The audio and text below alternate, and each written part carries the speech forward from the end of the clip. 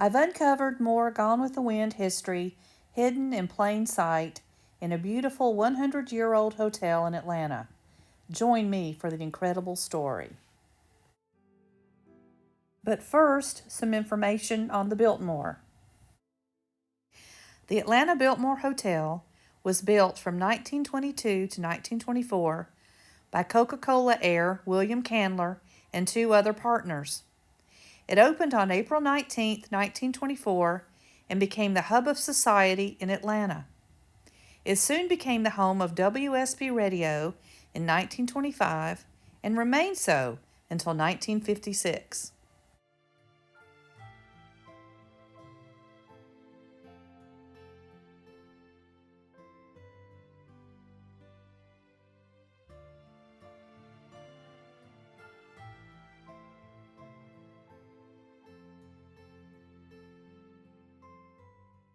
And now to the Gone with the Wind part of the story. The original director of Gone with the Wind was a man named George Cukor. He was ultimately fired by David L. Selznick for various reasons. They just didn't get along. In early December 1936, George Cukor, along with Miss Catherine Brown, went to the WSB studios in the Biltmore to go on the air to advertise that open auditions were going to be held for all parts in Gone with the Wind.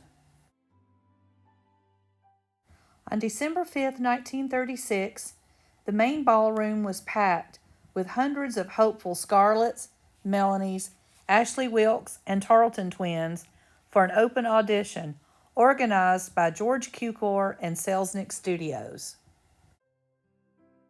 The following is from a newspaper article from the Atlanta Constitution from that day. My grandfather marched through Georgia with Sherman. Will that bar me from playing in Gone with the Wind? What is the best type of clothes to wear for an audition? Would Miss Brown give me a private interview? I'm just like Greta Garbo when it comes to being in a crowd. I'm very timid. Do you have to have a Confederate ancestor to be eligible for a part?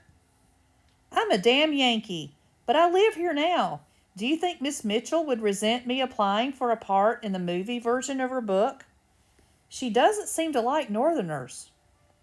These are just a sample of the questions which poured into the information desk yesterday at the Biltmore, where the second day tryouts for character parts in the movie version of Margaret Mitchell's famous novel were underway. Packed to capacity, the ballroom of the hotel was a scene of wild confusion from the first tryouts at 10 o'clock yesterday morning until the last Washington Seminary girl applied for a part in the late afternoon. Telephone information on the outcome of the auditions kept a staff busy all day, and those like the aforementioned Greta Garbo type chose to call for further information rather than make a personal appearance. There were hundreds, however, from all walks of Atlanta life who filed past Miss Brown, Eastern representative of Selznick Incorporated. Men and women and a few children were all hopeful for a chance at the leading parts, and the efficient Miss Brown handled the situation like a veteran.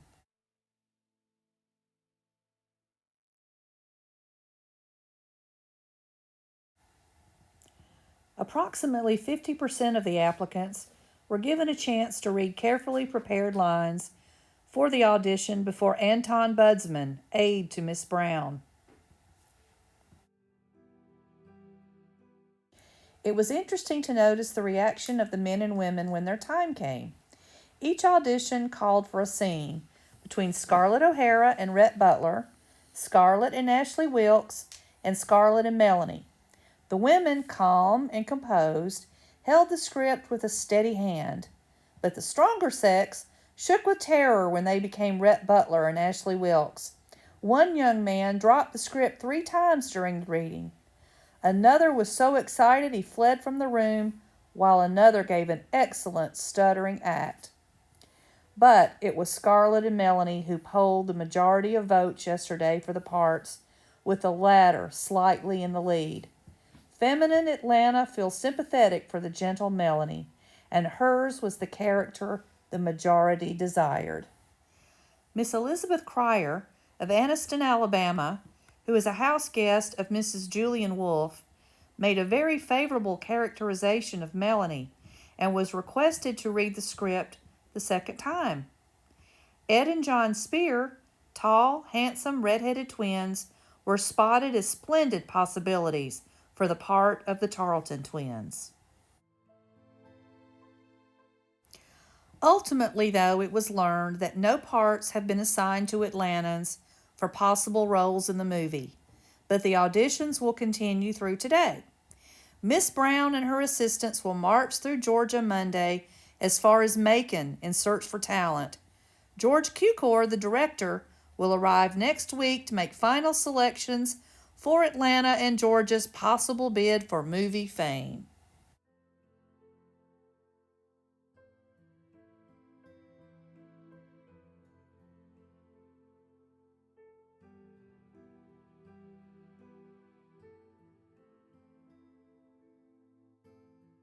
Three months later, another audition was again held at the Atlanta Biltmore for roles in Gone with the Wind. Here is another article from that day, March 31st, 1937.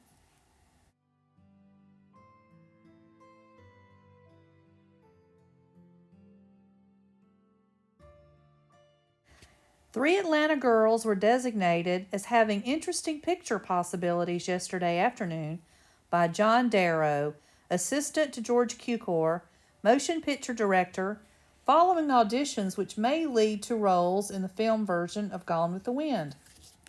The girls, Helen Thomas, Shirley Ann Reed, and Anna Rose LaRocca, were among 87 young men and women interviewed by Darrow.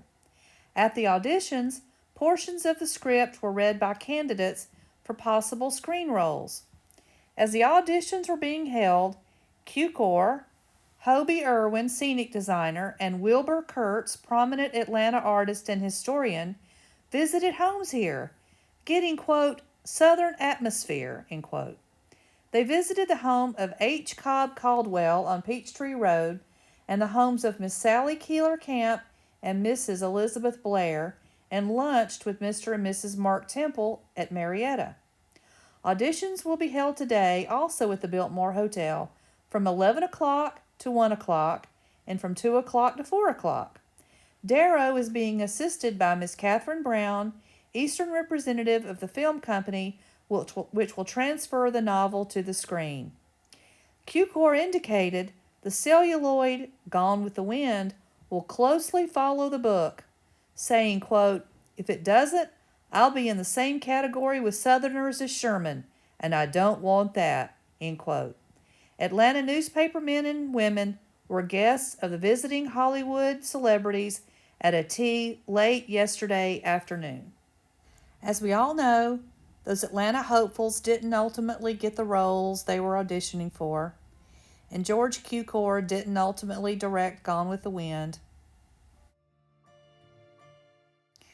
The Atlanta Biltmore played a part in the creation of the movie, and thus a part of its history.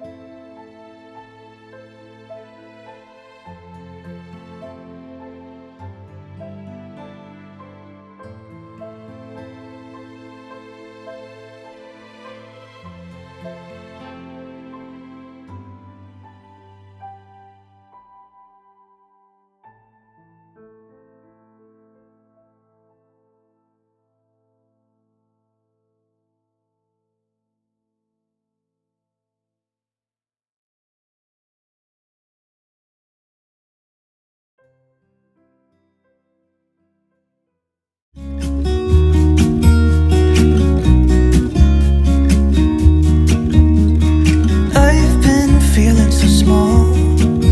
watch the clock ticking off the